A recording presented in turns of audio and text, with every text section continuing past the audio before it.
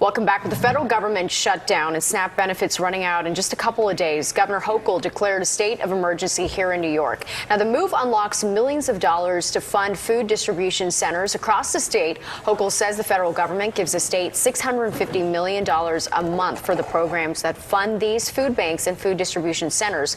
Hochul says that this won't make up for all of it, but it will help. We want to unleash every tool at our disposal to keep New Yorkers from going hungry. Here's what that means. In addition to the money I just mentioned, my team has secured an additional $65 million on top of that in new emergency funding, bringing our total investment this week alone to $106 million. That'll provide over 56 million meals to help stock our food pantries and our distribution centers. So take a look at this. Here's where the money is going to go. $65 million to food banks and pantries, $40 million to the state's hunger prevention and nutrition assistance program, and $25 million to Nourish New York, which provides food banks with surplus agricultural products.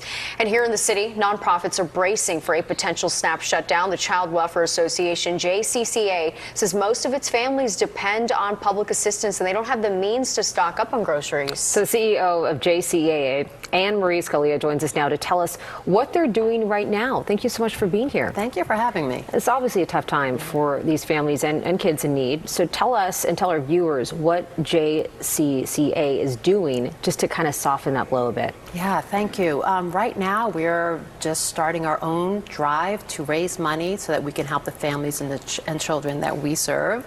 And so we've just kicked that off on our website. You can go to jccany.org to go ahead and donate. We are making sure that we're connecting with all the children and their families to ensure that we understand what they're going through and make sure that we provide them with resources to go to the food banks, the soup kitchens, and all the resources that we have in New York City that they can tap into. I do want to thank Governor Hochul for the money she's investing into those programs. As she said, it is not everything and it's not enough, but it is the right start, and I'm hoping that that allows our families and children to at least have a place to go to help them during this time. We've read that the Bronx is already one of the most food insecure places in the country. So this is already a problem, and now it's going to be a deeper problem. You work with families and children up close and personal. What does it mean for children to be further pushed into food insecurity? Thank you for asking that question, because the JCCA, what we do day in and day out is help support families who are in crisis. And that crisis could mean a ton of different things, right? Mental health crisis,